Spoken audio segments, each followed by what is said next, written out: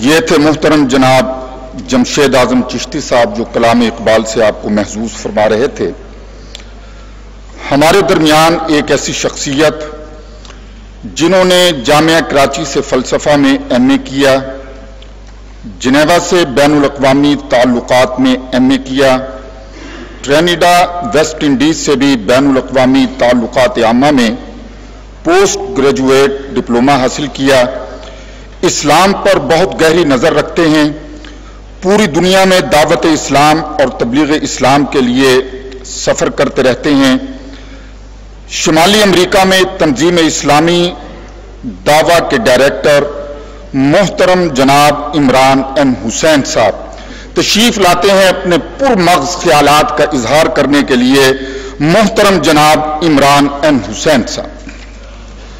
अल्हम्दुलिल्लाहि व कफ़ा वस्सलातु वस्सलामु अला इबादिहि अल्लज़ीना इस्तफ़ा अम्मा बअद फ़अऊज़ु बिल्लाहि मिनश शैतानिर रजीम बिस्मिल्लाहिर रहमानिर रहीम या अय्युहल्लज़ीना आमनू Atiullah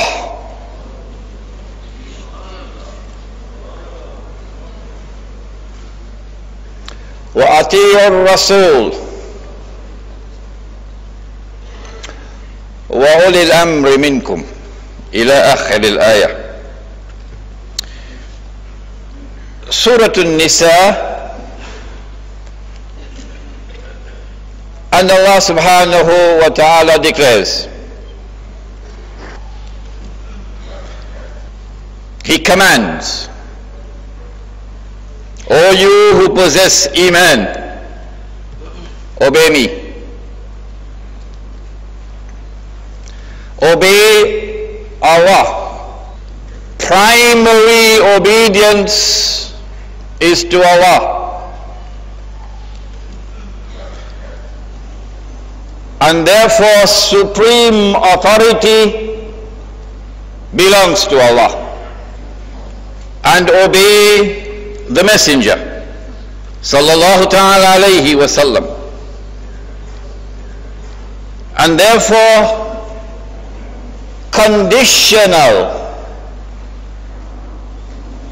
on recognition of Allah's authority as supreme, now obey the Prophet sallallahu ta'ala alayhi wa sallam and obey those in authority from within the Muslim community. Obey your Amir. Conditional on prior obedience of Allah and of His Messenger. Respected President of this international Khilafat Conference, Dr. Israr Ahmad, respected ulama, distinguished guests, my brothers and my sisters in Islam, Assalamu alaikum wa rahmatullah.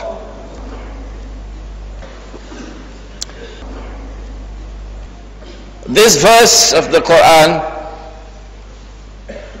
led to the establishment of a political system which may best be described by the word Khilafah. The substance of that political system was that it recognized Allah's authority as supreme.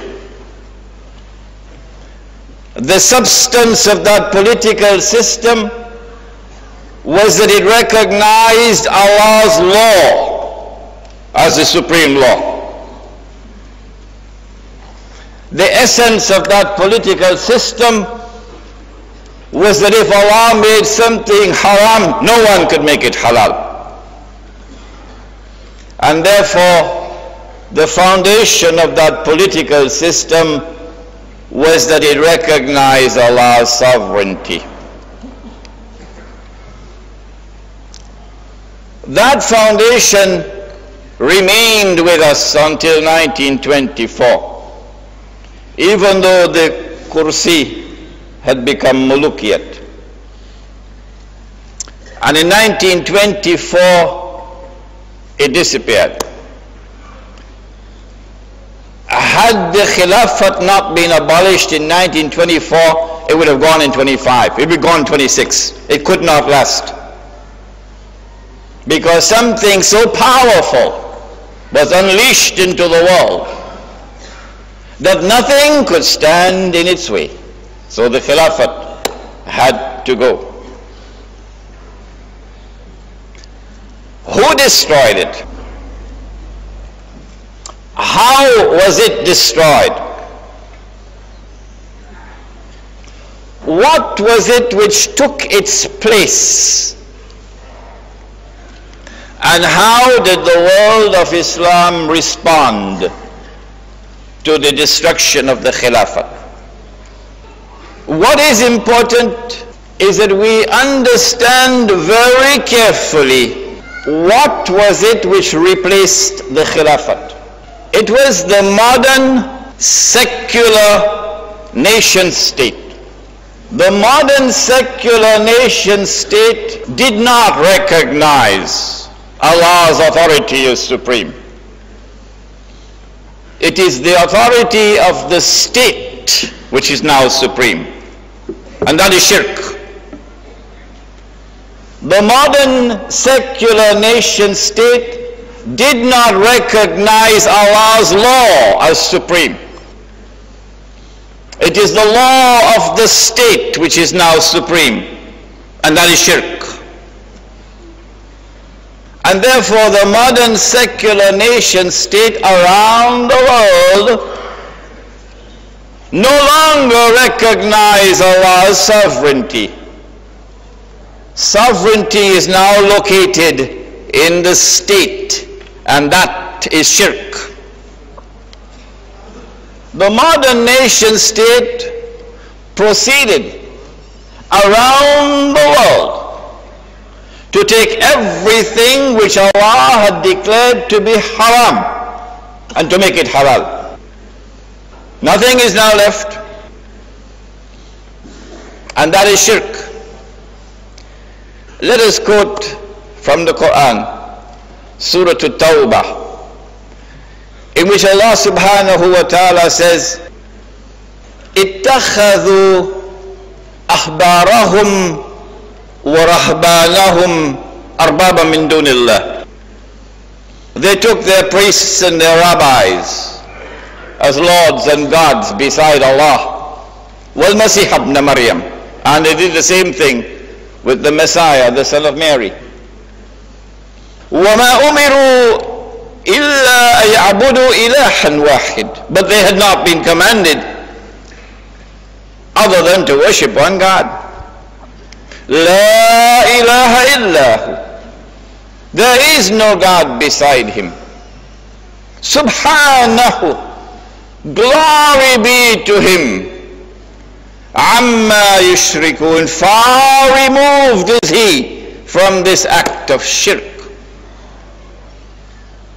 A man came to the Prophet sallallahu ta'ala alayhi wa sallam and said, O Messenger of Allah, but the Christians don't worship their priests and the Jews don't worship their rabbis. How could Allah say this? Your Prophet and mine, he replied, and he said, did they not make halal what Allah had made haram? That is their shirk. Has the Republic of Pakistan, I refuse to call it an Islamic Republic because it is not. Has the Republic of Pakistan not legalized riba? For 50 long years, have you not been borrowing money on interest? Legalizing is legal. Anybody can go and borrow money on interest. And when we attempt to close the front door, they open the back door. Back door riba now. That is shirk. And so this is the foundation of what replaced the Khilafah. How long will it last? Not forever. Why did the Khilafah have to go? For two reasons that I can think of. Number one, when they boasted of how they killed him, وَقَوْلِهِمْ إِنَّا قَتَلْنَا الْمَسِيحَ عِيسَى ابْنَ مَرْيَمَ رَسُولَ اللَّهِ. They boasted of how they killed him. This is the worst of all deeds ever committed. And so the punishment has to be the worst of all. And the punishment, Allah is going to give it to them before Qiyamah. وَإِذْ تَأَذَّنَ رَبُّكَ لَيَبْعَثَنَّ عَلَيْهِمْ إِلَى يَوْمِ الْقِيَامَةِ مَنْ يَسُومُهُمْ سُوءَ الْعَذَابِ. Before Qiyamah, they're going to pay for it. Where will they pay for it? فَإِذَا جَاءَ وَعْدُ الْآخِرَةِ جِئْنَا بِكُمْ لَفِيفًا. Allah is going to bring them back to the Holy Land. And they're going to pay for it in the Holy Land. The strangest event ever to have occurred in the religious history of mankind is the return of the Jews to the Holy Land. That return of the Jews to the Holy Land could not have been achieved if the Khilafat was in existence. It would have resulted in the slaughter of millions and millions and millions of people. But there's another reason why the Khilafat had to go: to test us. How many of us will go on board that ship, the ship of shirk, and pledge our loyalty to the modern secular nation state? And how many of us will remain faithful to Allah? This is called fitan.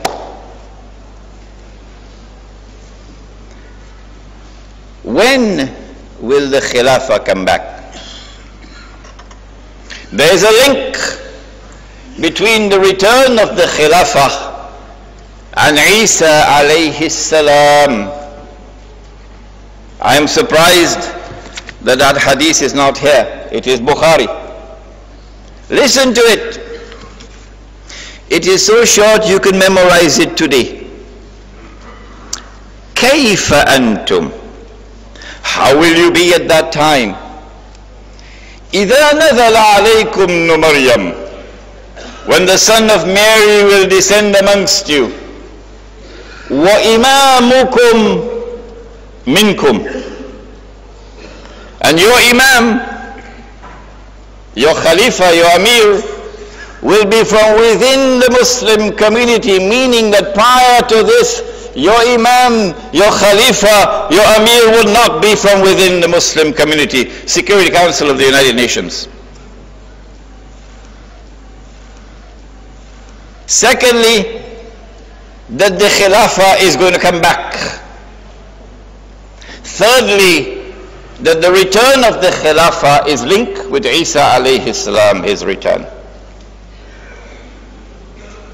How will we know that the time has come and the countdown has begun? This is the most important point I want to make today.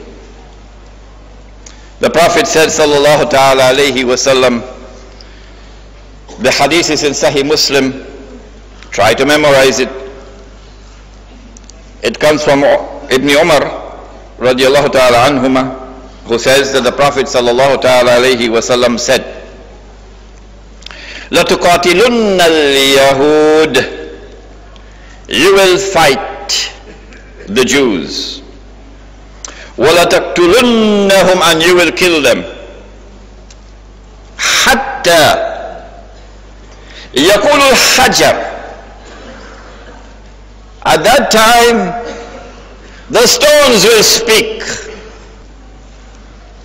Ya Muslim,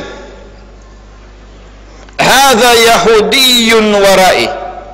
O Muslim, here's a Jew hiding behind me. فَتَعَالْ فَاقْتُلْ, come and kill him. It is in Sahih Bukhari. It is in Sahih Muslim. It is muttafaqun alayh. They can't shake this hadith, not even with a bulldozer. My question is, when the stones begin to speak, with which ears will we hear it? And will this be the first time that the stones would speak? Huh? Do you remember when Huzur alayhi salatu wasalam used to go in the wilderness and he would hear the stones speaking and offering salams, Haji? And the trees offering salams, remember? Huh? Why are you so quiet? Of course you remember it. If you and I were there with him, would we hear it? Huh? No. No, we would not hear it. Why? Because he's not hearing it with these ears.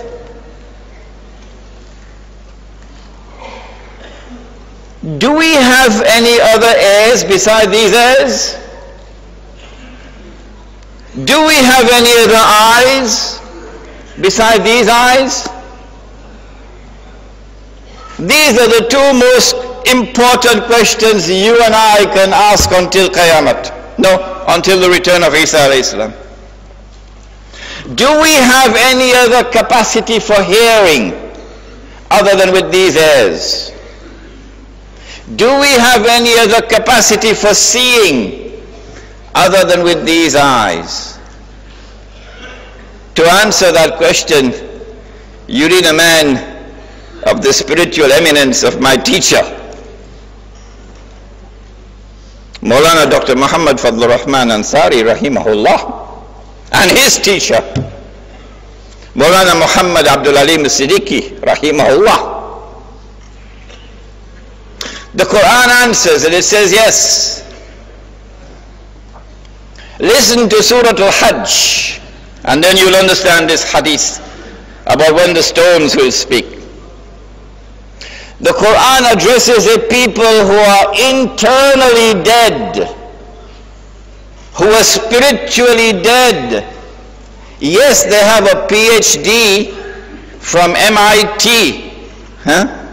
You've made it, huh? PhD from MIT. But internally dead, spiritually dead. And the Quran says, أَفَلَمْ يَسِيرُوا فِي الْأَرْضِ, come on. Will you not travel through the earth, perchance, that your dead hearts might come alive? فَتَكُونَ لَهُمْ قُلُوبٌ يَعْقِلُونَ بِهَا, so that with your dead hearts, you might now be able to understand what the intellect could not understand. أَوْ آذَانٌ يَسْمَعُونَ بِهَا, not these ears, so that with your heart you will now be able to hear what otherwise you could not hear. فَإِنَّهَا لَا تَعْمَى الْأَبْصَارِ, truly it's not these eyes which are blind. وَلَكِنْ تَعْمَى الْقُلُوبُ الَّتِي فِي الصُّدُورِ, what is blind is the heart which is inside the chest. And so when the stones speak and say, Muslim, Abdullah, there's a Jew hiding behind me, come and kill him, it is with the heart of the Muslim, the believer, that you can hear the stones. And we have come today to say to you, the stones have already begun to speak. The stones are speaking in the Holy Land now. When a 12-year-old boy picks up a stone in his hand and throws it at an Israeli tank, of course made in the United States of America, where else? Huh? That stone delivers a blow more powerful than your Pakistani nuclear weapons. More powerful. that stone shatters him internally, demoralizes him, throws him into a state of internal confusion and disarray. And the stones have already begun to speak in the Holy Land. I wonder when will the stones begin to speak in Pakistan?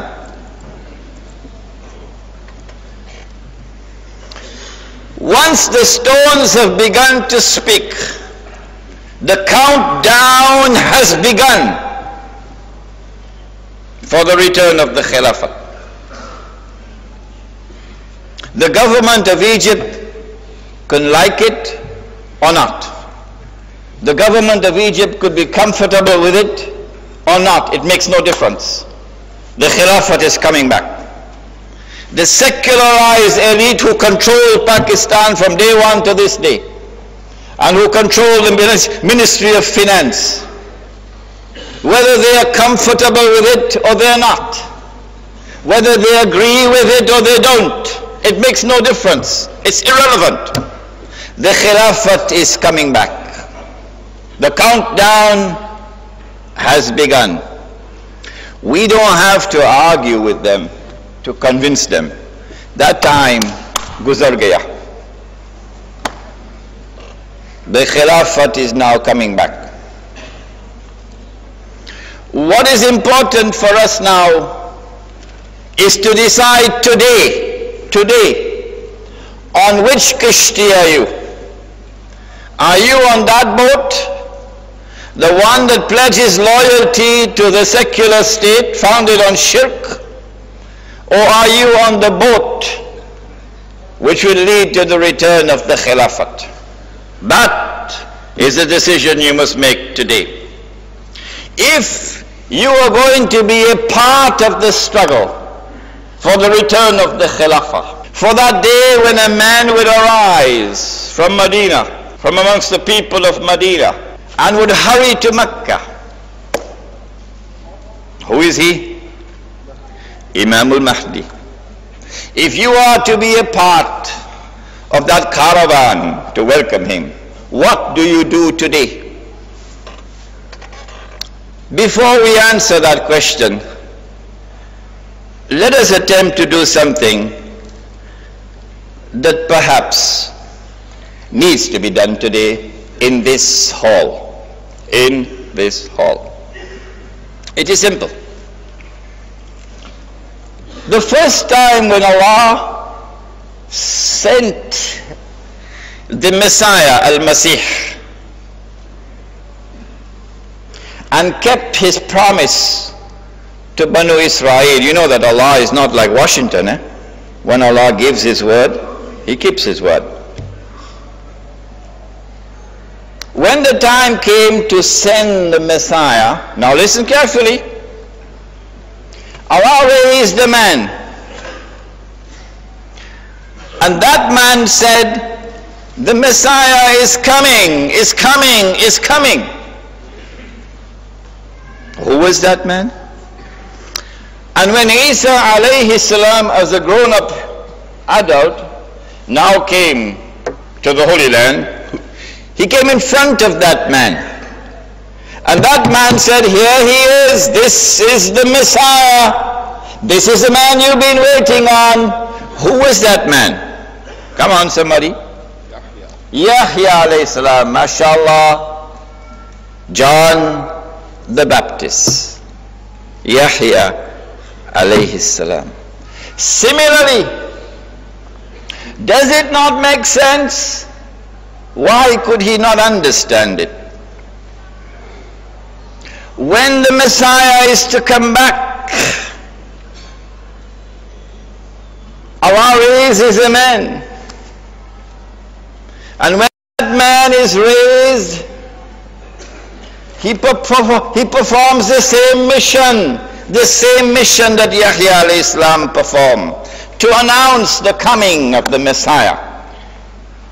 And when Isa alayhi salam comes down on the wings of two angels, his hands are, he comes down in front of that man. And that man says, here he is, this is the son of Mary. There was a fellow in Qadian who said he was the fulfillment of the prophecy of the return of the Son of Mary. But he had a serious problem. The Messiah who is to come is the son of Mary. And Mirza Ghulam Ahmad was the son of a Punjabi woman. He had a problem.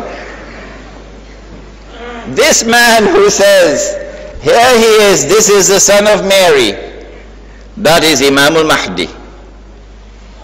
That is Imam al-Mahdi. It fits into the historical model perfectly. And yet, and I have to say it today, please do not be annoyed with me. It has to be said. Allama Iqbal is my teacher. Yes, he's my teacher. But even a teacher can make a mistake. And it is not in any way disrespectful or uncharitable of a student to point out that the teacher has made a mistake. Not just a mistake. He made a mountain of a mistake. A mountain of a mistake when he rejected belief in the Mahdi. In consequence of which, generation after generation of Islamic scholarship is now following him and rejecting belief in the Mahdi. Now then, having said that, and I wanted to say it in this hall, having said that, what do we do? What do we do after today? If someone is on that kishti, you know, the modern secular nation state, you have no part. You have no part whatsoever of this caravan leading to the return of the Khilafat. But if you get off that ship and you want to come on board this ship, remember, there is no Islam without the Jama'ah. Who said that? Umar radiallahu ta'ala anhu. If there were to have been a prophet after me, it would have been him, said the Prophet sallallahu ta'ala alayhi wa sallam. And there is no Jama'ah without a sam'u wa ta'atu. The obligation to listen and to obey. And therefore there is no Islam without the Amir. You cannot be a part of the struggle for the return of the Khilafah. No. Unless during this period of time of fitan, when Allah has taken away the Khilafah, and Allah will bring it back when Allah chooses to bring it back. During this period of time, unless you are a member of a Jama'ah with the Amir, and you put your hands in his hands and you give a pledge, and when you give your word, you keep your word. And then he enforces the deen on the members of the Jama'ah. No nonsense Islam. Unless and until you do that, you cannot be a part of the struggle for the restoration of the Khilafah. I was born in the island of Trinidad, off the coast of Venezuela, far away, from ancestors who came from Hyderabad, Deccan, 150 saal pehle. But I studied Islam in Pakistan many years ago. And in 1996 I came here because Dr. Israr Ahmad had this book translated into Urdu and published, and he wanted me to come here. When I came and I saw his Jamaat, I fell in love with it. Chota se, small but beautiful. And I remembered the hadith which Al-Azhar University had quoted after the abolition of the Khilafat. مَنْ مَاتَ وَلَمْ يَرَ فِي عُنُقِهِ بَيْعًا فَقَدْ مَاتَ مَيْتَةً جَاهِلِيًّا. Whosoever dies without the obligation of bay'ah, the imposition of bay'ah, to listen and to obey the Amir, you die the death of Jahiliyyah. And so I put my hands in the hands of Dr. Israr Ahmad and became a member of this Jamaat, Tanzim Islami. I've never regretted it. Alhamdulillah, I believe I became a better Muslim. This is the important message of this conference today. To be a part of the struggle for the restoration of the Khilafah, the return of the Khilafah, you must be within a Jama'ah. You cannot be a flock of sheep without a shepherd. Nor can you have a shepherd who cannot recognize a wolf when he sees one. Today we have shepherds whose salaries are being paid by the wolves. And so we end with this, that the countdown has begun. The stones are speaking in the Holy Land. No one can stop them from speaking. None. The stones will continue to speak, but only the heart of the believer can hear it.